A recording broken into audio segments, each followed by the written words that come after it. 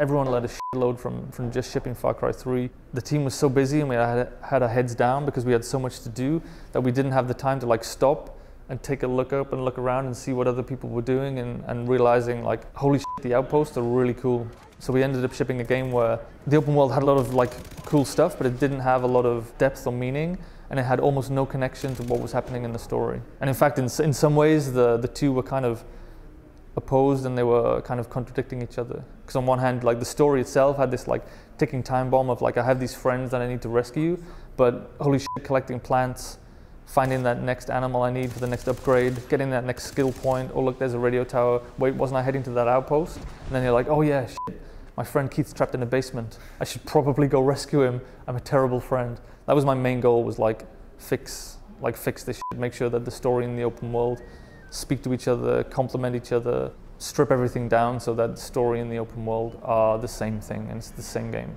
I think people have approached it from different sides, and I'm not saying that we're gonna revolutionize open world games, right? It would be bullshit if I said that.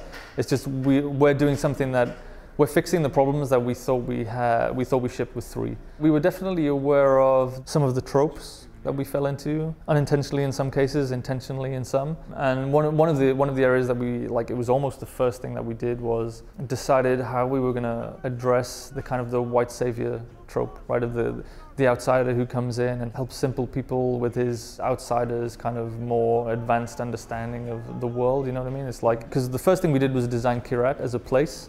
So we knew the history and the culture of the place. And then we decided who the character would be and where he would be from. And like the first thing we said was, this guy is from Kyrat. No matter what happens, like that is, the most important thing is he is part of this world, he belongs here, that's where his parents are from, that's where his family are from, right? So when you go back there, it's a place you belong to. So everything you do is kind of part of your history and culture and background. But at the same time, we want to make him accessible and understandable. And the most important thing is, like, one of the key pillars of the brand, not even just the game, like the brand, is discovery. So if this guy already knows too much, then as a player, I'm going to feel alienated by how much he knows, right? We still want to capture that the fish out of water kind of experience, like, holy shit, this is all new, this is a different culture, because we're trying to build this authentic Himalayan culture. So we want people to in some cases be shocked by it and to learn and to discover. We came up with AJ Gale, he was born in Kyrat. His mother and father are both from Kyrat, but he left when he was 3 or 4 years old because there was a civil war in the country. His mother ends up fleeing the country, and she seeks asylum in the USA, and he essentially grows up from the age of like 4 in the US. So he's coming back to a country that he essentially doesn't know much about, if anything. But when he arrives back, everybody knows him. Everybody knows his mother and her acrimonious exit. Everybody knows his father, because his father was the founder of the revolution. That's still happening today. That's still fighting the Civil War. So just his name, AJ Gale, gets him in trouble. Even to the point that his whole life he's called himself AJ Gale, right? But his name is actually pronounced RJ Gale. So immediately he's like, oh, even his name, right, is pronounced differently, and it's the thing that gets him in trouble. So the player and AJ kind of can have that same learning experience. But at the same time, as a player, you feel like you belong there and you're not coming in from the outside, kind of disrespecting a culture, because that's where you're from. So are you guys worried about being seen as insensitive towards that part of the world that the country is based on? Well, I think that's one of the reasons we went there, right, was to really understand it and to get a better appreciation of the culture. And we're not specifically rebuilding Tibet or specifically rebuilding Nepal, because we want to be credible, and we want to understand how that part of the world works and functions. But at the same time, we also go to the trouble of making a new country, a new history, a new backstory. Like, we even made our own religion, right, which is inspired by areas like Nepal and Tibet and the Himalayas, but it doesn't directly reference. So we're not going to actually step on anyone's toes if we want to kind of push the game into like uncomfortable spaces. Almost everyone you meet is from Kyrat. We have a few outsiders, and they're generally bad people. The Jason Brodys this time around are the bad guys. Like, the outsiders who come in and try and have their escapist white savior fantasy are actually the bad guys, and you're on the other side of that. So it's like an evolution of us trying out our own ideas. And I must say, like, we probably won't get it perfect this time around either, right? But like, if we don't take risks, then everything will be boring. Like, it's easy to do safe, and that's not it's not what we're about as a team. Like, we don't set out to offend people. We're not like, whoa, we're the crazy gang. You just have fun ideas and chase after them. So looking back on Far Cry 3's narrative as a whole, do you think it was successful? I know that on Far Cry 3, people responded really well to character, particularly like when it came to the bad guys, like the antagonists. Those kind of characters, people responded to much more than the friendly, I would say, the allied characters. The characters all had charisma and charm with it, right? They weren't just like, oh, I'm a bad guy doing stereotypical bad guy things. Like Vass was kind of a contradiction because the things that he did were horrible and he was obviously crazy, but like the guy had lots of natural charm and charisma. Michael Mando is a fucking hot guy.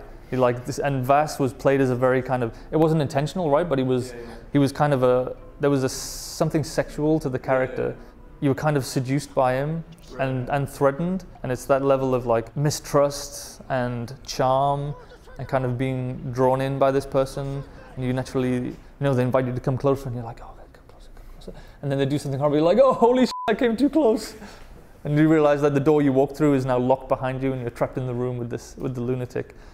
So is it possible to have a protagonist that's as likable as a villain? Well, it's a challenge, right? And it's something we're trying to do, is to actually remove layers of, I guess, barriers between the player and the protagonist. It's more about making the protagonist relatable and kind of a vessel that you can like easily step into and understand, and then show them like the antagonists, and that's what makes the antagonist powerful. And the protagonist is more allowing you to fall into the world and believe that you belong there, right? And then you can start on this journey and start to meet some of these characters, and then decide, are they good guys or bad guys, or should I trust this guy? Should I trust the other guy? Will the main character talk in this game? Yeah, I mean, he talks when he needs to, but it was funny when we were doing the script review. Almost immediately, the first thing we would do would be like, okay, so how many lines does AJ have? Like, okay, all right, cut that by 75%. And then we would review it, and then we would cut out even more. Whenever possible, we would set up a scenario where we know, or we think we know, how players would react. And so we would remove the line that the character would actually say, and then have the other person react to it. Oh, you think that, do you? In that kind of way. So they're like, oh shit, how did he know I was going to say that? Whereas if the protagonist said that line, you're like, oof, I wouldn't have said that. And then suddenly you're kind of broken out of the experience. I'm coming for you, boss. You think that happened a lot with Jason in 3? Well, it's hard. It's super subjective. It's like some people obviously think the way that he spoke, and other people don't. And it's kind of hard when you kind of half commit to immersing somebody in a scenario, and then kind of you can pull them out. And when the game, like when you have 6 million people play a game, it's like it's hard to hit that on the head. Whereas with an antagonist, when it's someone you're not supposed to be, it's much easier to have them say something and guarantee an emotional reaction. But when you're in first person, all you hear is this disconnected voice that might not be agreeing with what you're doing. So again, it's just about stripping away those barriers of immersion so that you can imagine yourself in this scenario. The story acknowledges that the game, when you run around, it's hectic, it's chaotic, and it's a lot of fun. Embracing the contrast of like violence and dark humor. So very much in as much as I hate name dropping, like the easiest way that we've learned to describe it to the rest of the team when we're like sharing the vision is like the way that Tarantino can he can joke and massacre at the same time, right? And it's that kind of contrast of almost ultra violence and really, really cutting dark humor at the same time. It's kind of the soul of the open world. It is violent, it is bloody, right? It's chaotic and messy, and at the same time it's like you can't play the game for 15 minutes without smiling or sometimes even laughing, right? So for me, the story has to be a reflection of that. It has to be an honest, open understanding of like, this is what the game is. And I can't go to a cutscene and have some like super earnest like lesson about the morals of life and love. It's like, that's not what the game is doing when I'm not in this cutscene. So why try and force me down this path? Nobody threatens my planet.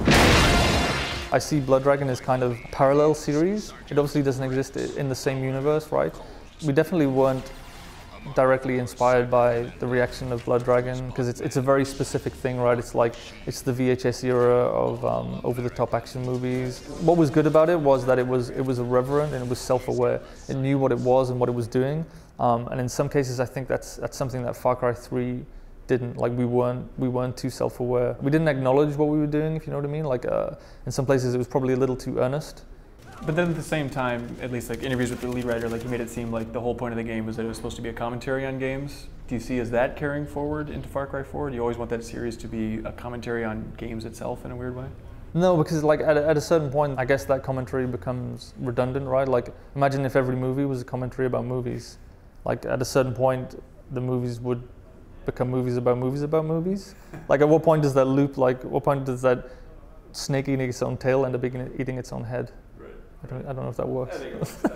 In terms of narrative, like I obviously have ambitions and goals about like creating something with a soul that has a message and something to say, but I'm not the guy who's going to tell you what you're supposed to learn from the game, right? It's like the game isn't didactic. I'm not saying like we have this message and if you don't get the message then you didn't get it and everything falls apart. It's like, yes, we have goals and ambitions, but you'll never get me to tell you what they are because it ultimately belongs to you. And that's the important thing is, right, we give you tools, we give you a world, we give you an experience. And just like in gameplay, I want the story to be as much owned by you as it is by me or the writers or by anyone else on the team, level design, game design, artists. It's all like we're giving as much as we can to the player so that he can have his version of the story and they can tell us what they got from the experience rather than us like hitting them over the head with something that we want to force down their throats. Do you have like a high level message or like theme in the game that you hope players receive, almost like a mystery, deeper meaning to it in a way? Yeah, for sure. Okay. That's cool. You can after we ship, right? After we ship, and people have had time to digest and like talk about it, then we can come back and I can tell you how much we missed by.